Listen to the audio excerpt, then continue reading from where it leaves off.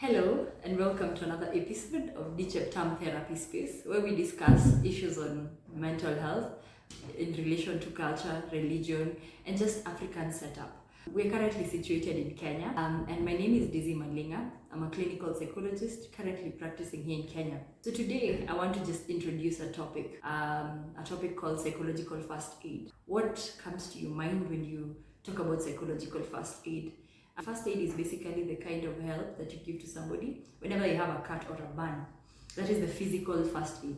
But when you think about psychological first aid, it's the first help that is given to someone who's in psychological distress before they can get professional help. And it's usually done after a traumatic event. Before we can go into the details, I just want to share a personal story about something that happened to me so that you can just see how we can relate to psychological first aid as a concept. So one of the traumatic events that can happen to somebody is an accident. There's a time I was traveling in Kenya between Kitale and Nairobi, and along the way, just before a town called Eldoret, we rode and we got an accident. I was traveling with my family members, and one of my family members was the one who was driving. After we got the accident and we rolled into the ditch, people obviously had a loud explosion, and the first thing that they did is they came to the scene of the accident. And when they came to the scene of the accident, the car had rolled over. They tried to bring back the car upright, and then they asked, is anybody hurt? They tried to pass us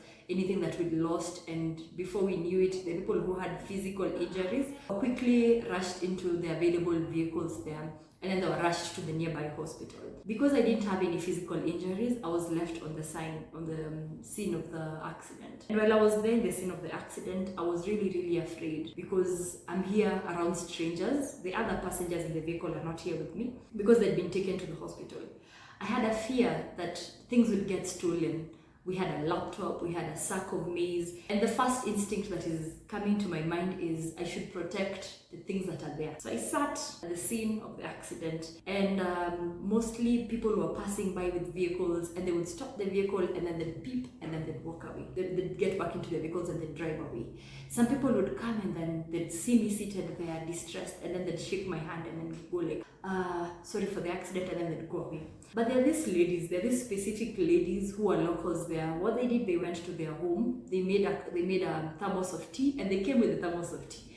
And me being the African and me being the Kenyan, I was thinking, these guys might have dragged the tea and they want me to take it. But luckily this lady came with 2 cups of tea and poured the tea, and she said, you know what, we're going to have this tea. So I still did not trust her. I held the cup of tea and I felt the warmth, and it just brought me back to the realization that I am here and I'm present and I'm alive. So that gave me a sense of being present. But I watched her sip the tea, and I took the tea, and I didn't speak out. But they kept on having their own stories. My mother called me when she was at home.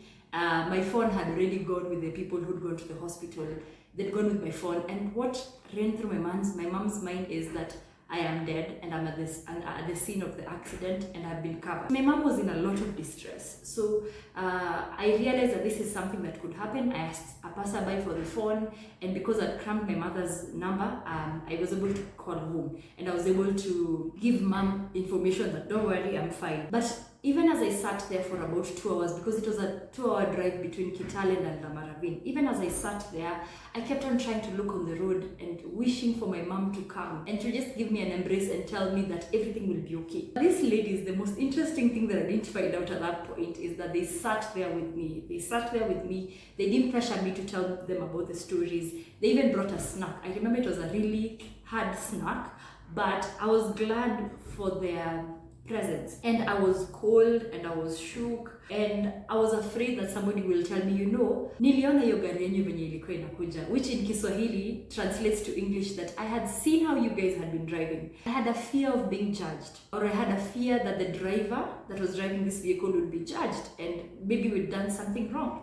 But they listened to me empathetically, and they told me, don't worry, we've seen quite a number of accidents and I think you'll be okay. Just trying to look at this example and just trying to break down what is it that we can do when we come across such traumatic events. And I'll try and just bring you back to the Kenyan context. Here in the Kenyan context, we have the Kainuk incident, we have the Westgate attack that happened, and we have the Maimahiu landslide, and we have the Riverside shooting. post-election violence in 2007, and one of the most recent examples is the maandamano that happened in 2024 and 2025.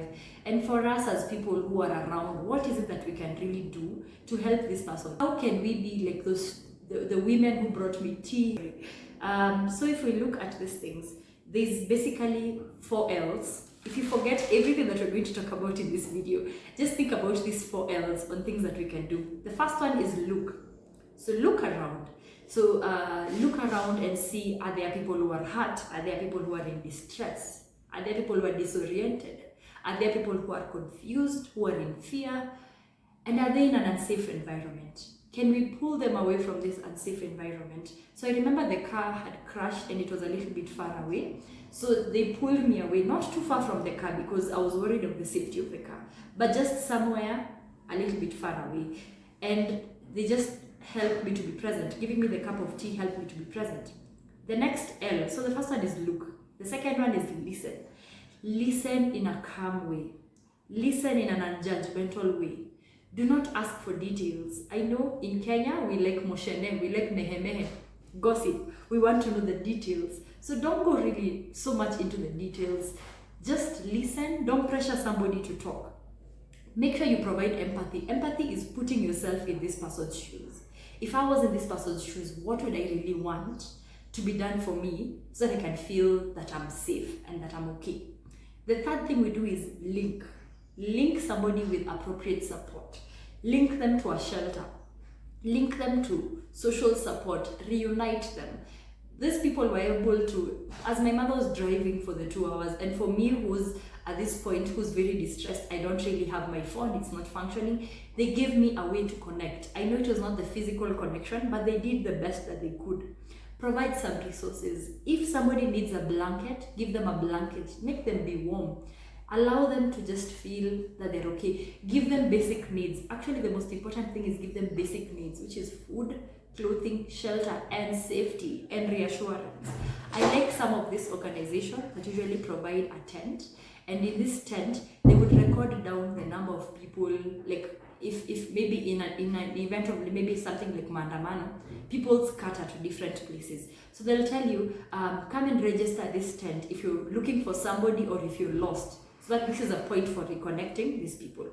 And the third and the fourth thing that we do is leave.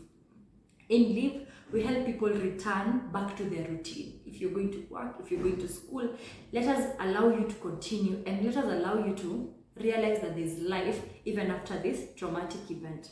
Let us help you be resilient, help you bounce back. But if, again, we are human beings, if you don't have that resilience, because after this traumatic event, you could experience something called post-traumatic stress disorder if it's not handled well. So for resilience, if you're not able to bounce back, then we can link you up with mental health support. As I mentioned in my previous video, that there are healthcare providers that work in the mental health department. But what are some of the challenges that we could experience? There could be a language barrier. There could be lack of resource to link someone to. There could be a time threshold. We're just there for 2 hours before we can go to the next thing. And maybe some staff are resistant to providing PFA. And sometimes, I'm sorry for attacking this, but even media personnel, I know sometimes you want to get information and get it out to the world, but try and think about the safety of this person and just not physical safety. For psychological first aid, distress does not have a physical thing. You don't really see distress. It's this person who's experiencing distress, and sometimes it's provider out burnout. So let's assume there's like a fire outbreak. You're helping this person, you're helping this person. So we need as many people as possible to be trained in psychological first aid. If we do this right, then there's going to be emotional stability. We're going to be able to provide safety for this person. They'll be able to bounce back to their normal activities, and we'll be able to empower this person. Thank you so much for your attention. This was psychological first aid. Feel free to like, to share, to comment down below how you'd better help somebody in an accident, how you'd better help somebody in a shooting. What is it that you think can happen in the Kenyan context or in the African context that could really help? Thank you and have a good day.